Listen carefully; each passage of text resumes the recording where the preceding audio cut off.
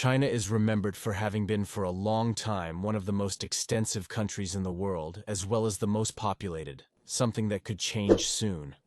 This splendor has gone hand in hand with the historic dynasties, which officially culminate in 1911 with the Xinhai Revolution. That is, China has 112 years of republican history and 3,981 of monarchy. So in this video, we will review the main dynasties of the Asian giant. Are you interested? Alright, then stay until the end of the video.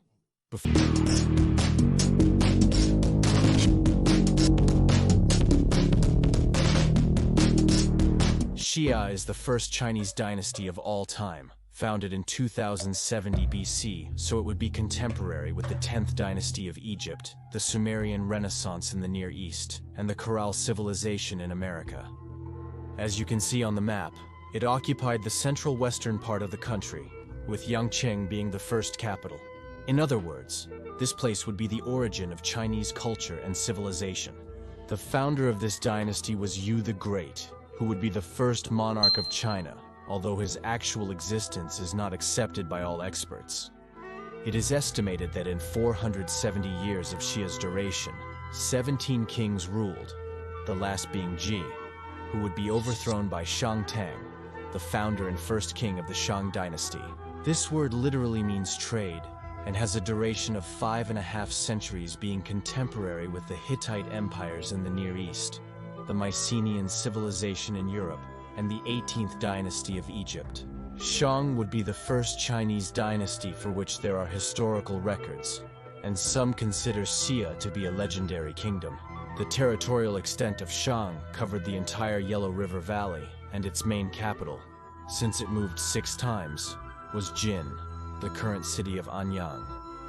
Its decline began in the 10th century BC when King Di Xin was ruling. It is said that after the defeat of his army led by General Zhou realized during the Battle of Muye, the king decides to take his own life. Thus would begin the dynasty that would bear the name of its first emperor, the Zhou.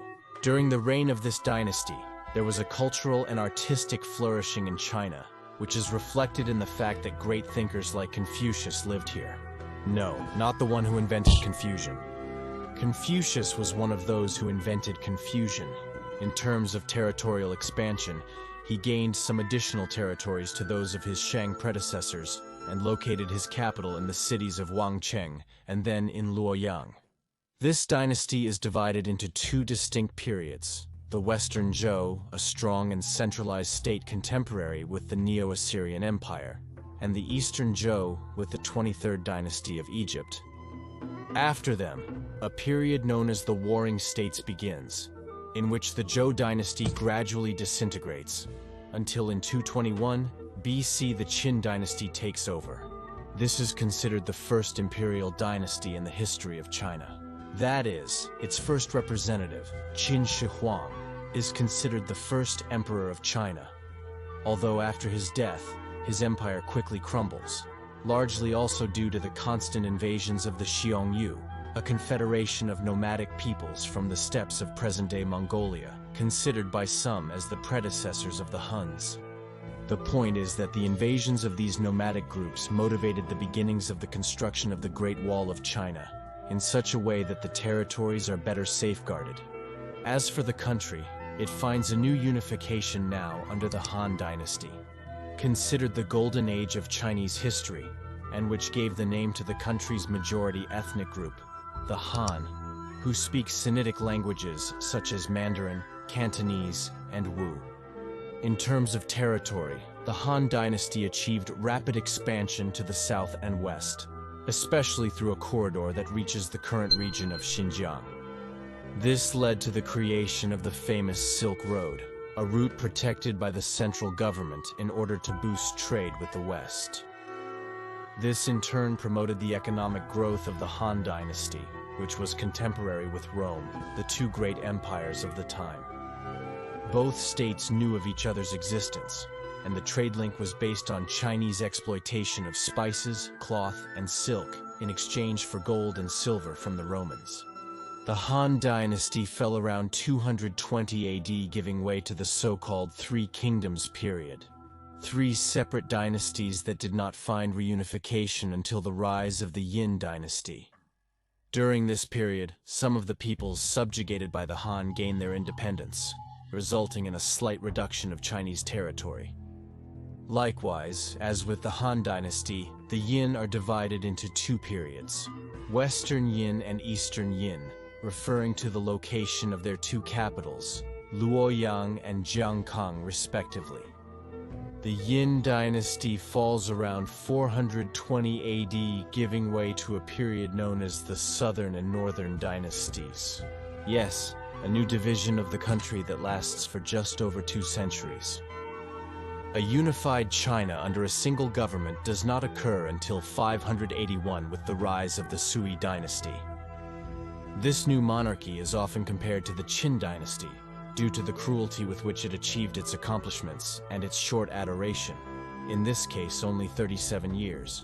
The most important legacy of Sui is the Grand Canal of China, the longest artificial river in the world between Beijing and Hangzhou.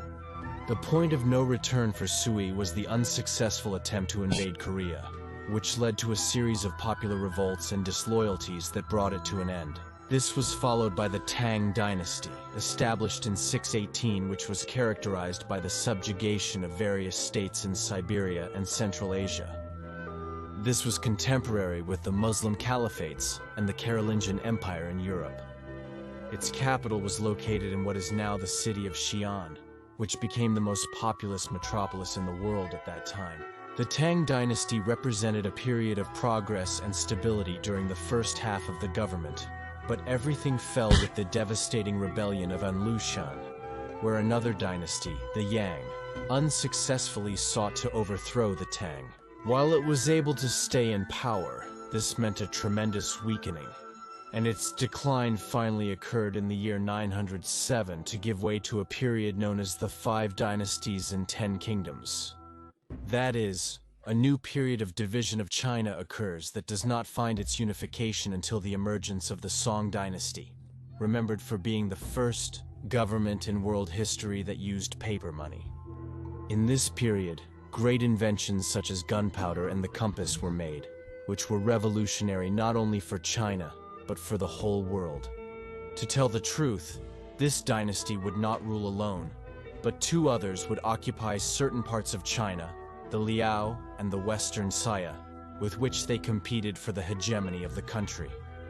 The reason why Song is the most remembered of the 3 is because it would be the last to resist the new threat coming from the eastern steppes, the Mongol Empire of Genghis Khan, who completed the conquest of all of China around 1279.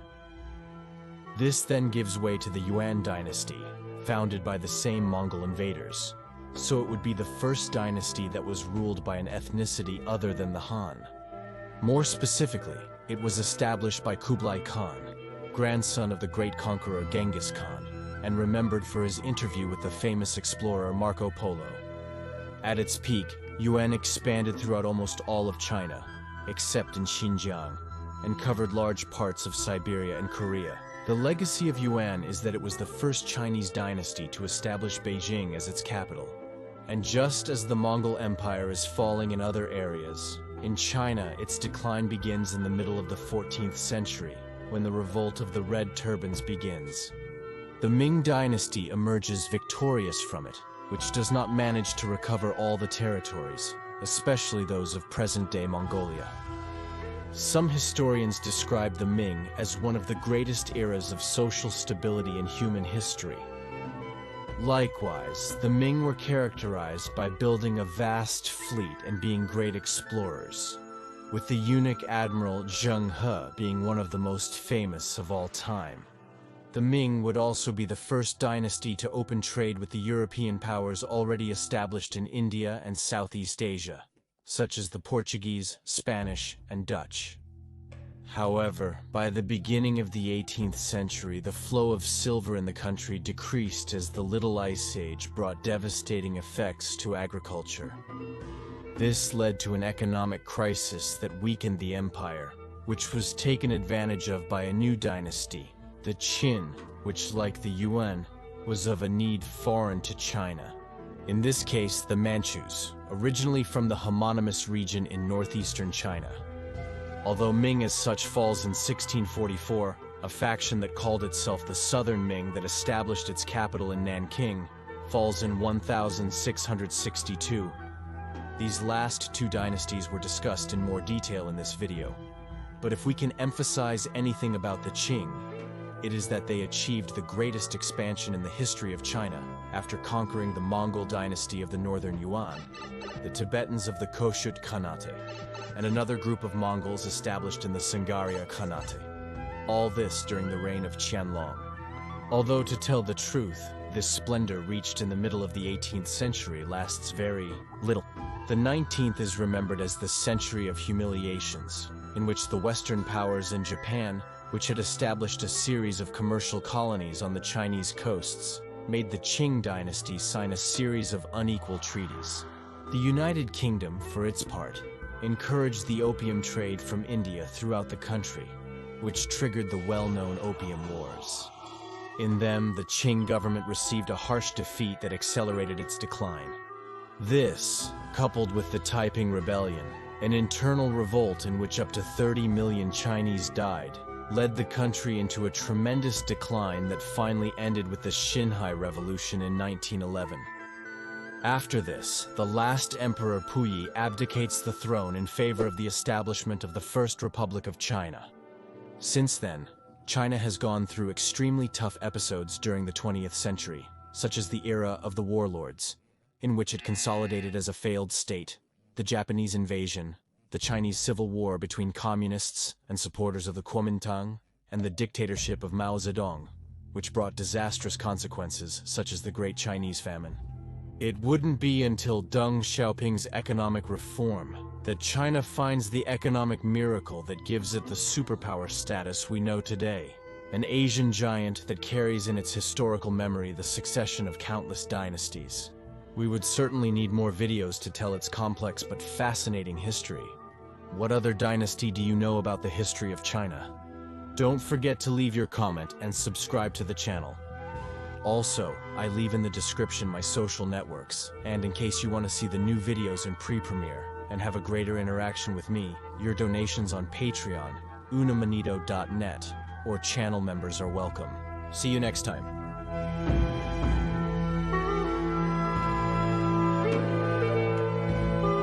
Thank you.